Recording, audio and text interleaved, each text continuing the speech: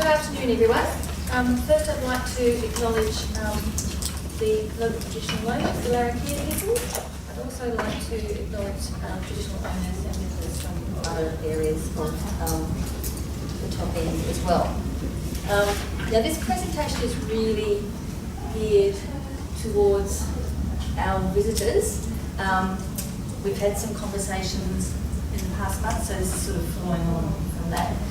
So that's us. We work for the Northern Institute, and we do a range of projects. So we've got a mixed bag, I guess. A lot of the work we do is around telehealth and telecommunications. And some of you may not know what telehealth is. We've done telehealth for many, many years. The first telehealth situation was an operation that was done by telegraph many, many years ago up in northwest Western Australia, I think it was. These days we have a much more advanced method of telehealth, and that's using video conferencing for people to see a doctor or a specialist or some other clinician. But you can use video conferencing for all sorts of things. You can use it for education, you can use it for family meetings, you can do it for case management, just keeping in contact with family. How many people have got Skype or FaceTime or Google Duo or something like that? So the video conferencing system, we put it into some communities specifically for telehealth, but there's so many reasons that you can use this technology for. In this case, Dave was talking to Penny in the Apollo office trying to problem solve an ICT problem. So yes, implementing telehealth has been an interesting journey. So the biggest barrier to implementing telehealth up in the territory is lack of adequate broadband. You need decent internet connection to do telehealth, and so that's, I guess, we both tied up with an organisation called Broadband for the Bush, which advocates for better telecommunications for rural, regional and remote people. And so we've got all these challenges when you go remote. It's nothing new for any of us there. The telecommunications systems that you can use out in remote areas are those landlines and radio phones that often don't work for a couple of months at a time. The Telstra mobile phones, if you're lucky enough to be in range. Garwa, you've got to go climb up a rainwater tank to get range, so that's not very safe. You've got your Telstra public phones, which again may or may not work, but with the new rural and regional telecommunications review, they've actually agreed to continue supporting those phone boxes out in remote areas, so that's good. The other alternative that people possibly don't know much about in the communities are the NBN satellite services. Now, when the first NBN satellite services came out, they're pretty ordinary. The new system is much better, and we've been doing some work funded by ACAN to look at how telecommunications are working, what the issues are. We did this big national survey and we have this huge data set. I'm just going to do a couple of points from that survey and the case studies. I'll just point out the fact that was there's 3 satellites on that roof. I was just about to do that. It's just a history of these things. Go on, do it. But also explain the one in the background. Okay, so the one in the background is a telephone Telstra service. It's microwave and it can be really very flaky over in raining situations, that sort of thing. We've got the new NBN satellite, which I think is that one in the back. Is that right? No, I think that's that one. Is that one there? That's the old one.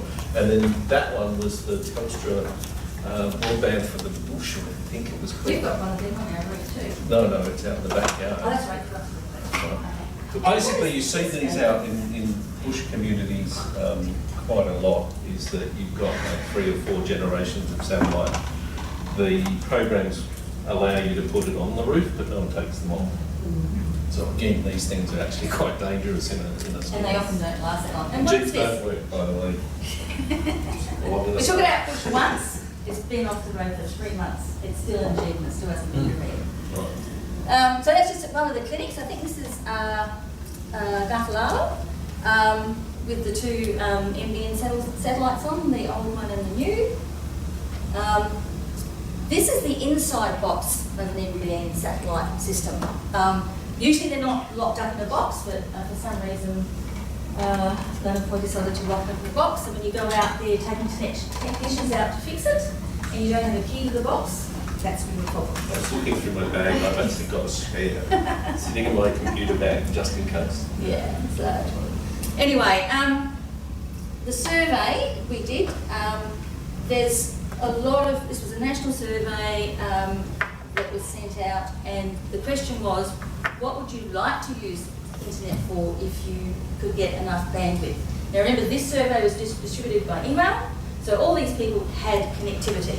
So you can see the main ones there: entertainment, education, health, businesses up there, and accessing government services. The main type of internet used at home, this was from the case studies, no, this is from the survey.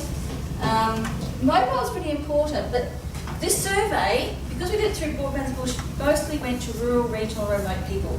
So there's a large number of people that are really saying, you know, we urgently need access to the satellite internet. You'll see here, that was all the survey responses. We separated out the rural, regional, remote, and then we had a small proportion of urban people.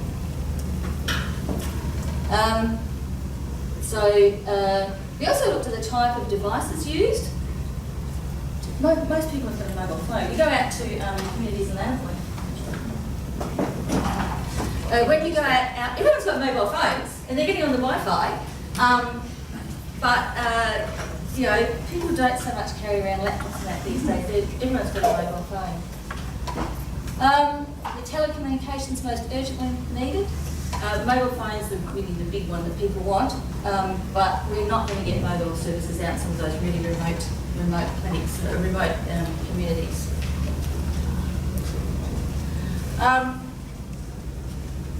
One of the case study questions was around fault rectification, and you know, look at this. That's sort of the number of times someone mentions something, a word, the bigger it gets, and so there's huge problems with fault rectification with Telstra. There are still problems with fault rectification with NBN, but we have a, what do you call it, a channel to the top. We can direct people to something like that, hopefully. Yeah. So I went down to NBN, started doing these round tables, and we went down there, and I used to get on my flip box and say, rah, rah, rah, rah. And I was always chewing NBN's ear, and the boss at NBN actually asked me about what the situation was out bush, and NBN actually put their money where their mouth was. They sent the manager for NT and South Australia with us, and their top satellite expert. They gave them to us for a week and paid for all the travel, the air charters around to Rocco communities, the top end, so that they could see firsthand what people were dealing with. How do we get to that? Okay. So we took them on a bit of a tour, and it was a bit of an eye-opener for them. And we took them to all the range of communities, and they absolutely loved it. They really did. This is Jeff Cook, who manages the Lanapoy Health Service. One of the doctors. Sorry? That's Adam. He's very technical. Andy. He's also good at opening the clinic door when you didn't bring the keys with you with a spoon. So, yeah, so anyway, it was great. Yeah, so Gun. So what, this is Rocco. He's the high-level satellite expert. He wanted to go around and just have a look and see what situation, because a lot of these aren't working, a lot of these NBN connections aren't working. So. And part of it is what happens on the inside of the network. So what we were seeing in that survey was a number of people saying NBN's fantastic, the satellite service works all the time, wow, it's great. And then we have other people saying the satellite's all over the place and it's up and down and blah, blah, blah. So it's a complete system, and the bit of the system that NBN are responsible for doesn't necessarily represent where all the problems are. So it's just something to note that if you don't have a good setup, if your Wi-Fi is not set up properly, that can be problematic. And it's really difficult to troubleshoot. I think we spent 2 days on the phone troubleshooting one issue before we could get them to go out. And then they went to the after all the organisation we did, we made sure they had keys, told them everything, blah, blah, blah. They had to go out to Yukra to fix the NBM in the clinic, and the contractor went to the council office where it was working just fine, didn't go to the clinic and refused to go to the clinic, and they're ringing us up at 2 o'clock in the morning when we're in Idle. So, you know, it was, we still have some issues to deal with. But anyway, these are the guys. That's Tim, he's the skate manager for the South Australian team, and that's Rocco, the satellite expert, and they had a great time, and they really, really hold dear the time they spent in Gower, talking to people out of Gower. They just had the most amazing time. So we had a bit of a chat with people. We visited the school. And one of the things that came out of, I might have got this right in the survey, I did this very quickly much earlier today. One of the things that came out of the case studies was everyone should have access to basic Wi-Fi if they want it. It should be like Medicare. So this is one thing that we will put through Broadband Bush and the RRWC, the other lobby board. And if you want better internet, then you just pay extra. So this would be a better model for people. So we've been talking a lot to NBN about the possibilities around community Wi-Fi and what it could look like. One of the issues for people out in communities, a lot of them use their Telstra mobile phone. It has limited amount of data. What do we pay for those 10 days? Was it $260 or $250 for 10 days? And we're just downloading our emails and doing some basic stuff. It is really, really expensive. Prepaid. That's a prepaid, that's right. Really, really expensive. When I was at a national conference and I tried to sort of challenge Telstra about doing something about that. He said, oh yes, I want to talk to you. And then as soon as he finished his talk, disappeared. So I will chase him up. But so what the discussions we've had with NBN have been, if we can sort of develop a community Wi-Fi, they're happy to not meter access to government services, not meter health sites, not meter telehealth, not meter education, and not meter your security uploads and updates for your phones, etc. So those discussions have gone quite a long way, and we have had a couple of conversations with Murtagh and Colin. It is possible that we could do a pilot project out at Gower with a community Wi-Fi, but it really boils down to whether the community want it and what they want it to look like if they do have it. And I might just let David explain some of the alternatives that, having Wi-Fi can be good in lots of ways, but there's also some bad sides. We lost a girl in Catherine a while ago to cyberbullying, so it's sort of a decision that each community has to make up their minds what they want. David, do you want to talk about the technical? Okay, so there are also some technologies that can allow, and you may or may not have heard them, but about basically technologies like firewalls and proxy servers and these sorts of things that actually eliminate certain websites. But also the routers themselves can be automatically turned off at night. So you have a curfew of 10 o'clock at night, so people aren't watching, internet, Netflix until 4 in the morning and not being able to turn up to school. So there are ways to configure the environment in such a to allow for the community's choice around how this particular service works. So if we're considering it a Medicare for internet, then it will be a basic service. But how do you do that? Do you get a prepaid service? So if you've ever been to a hotel or a caravan park that will sell you a ticket and you can get internet for 3 days and there'll be a maximum of a gigabyte download or whatever it might be. Those sorts of technologies are very easily bolted on to a facility that would provide service to a community. And they've been done in places, but some of them have been wide open and have caused issues. So I suppose what we would say is that we would really want to be careful about how you make that decision and what you put in the first place. Is that it? Yeah, I think so. So, the Gower community need to make some of those decisions themselves, and then probably about it.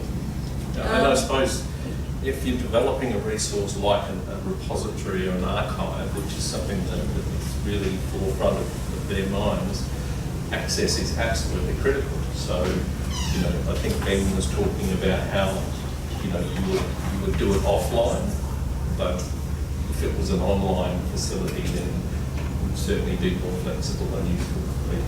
What about security? The security? Okay. I mean, it very much depends on how you set up the system, but you know, there are some very good levels of security. So Paradishack and the fellows will be talking about that tomorrow. Yep. I would have thought. And they have all kinds of levels of security based on who you are within the community.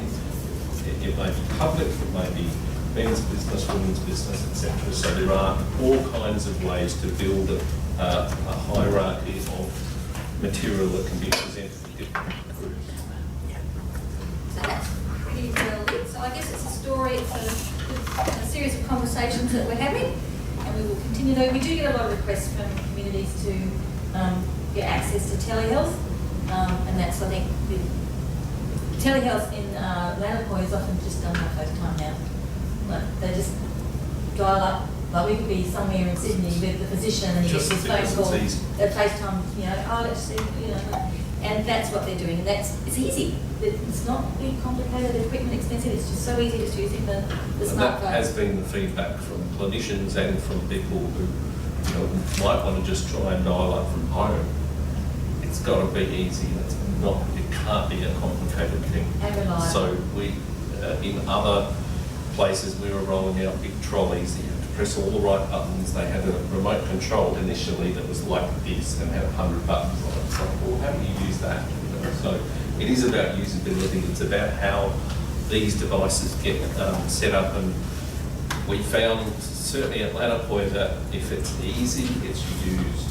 So access was a big thing for them. Their clinics did not have internet connectivity, and as soon as that was provided, it changes the nature of the service. So it changes the nature of diagnosis from the phone to a video console. You can physically see people. That is so much better. But it's not the complete story of delivering health services that hopefully would reduce all of those patient movements in town and out, or the hassle that goes along with trying to negotiate the patient travel system, which is It also facilitates group decision making. So people who have families, say for example someone has a nasty cancer that needs to be operated on at ASAP, you need to facilitate a means for the community, family to discuss that and make decisions about having the operation, and it really requires the conditional specialist to be open to, you know, those discussions as well. Unfortunately, Lanapoi has a great one. And so that decision can be made quickly, and that person can get that urgently needed operation pretty well, like within a week or something. And that can be the difference between a really good prognosis or a really poor one. So it's, you know, there's been so many benefits. Now, the next stage of our research is getting much cheaper, much more robust, and much more reliable telehealth systems in place. So that's the next stage when we get some money to do that. So that's us. Oh, I'm Tim O'Neill. So yes, that's our presentation.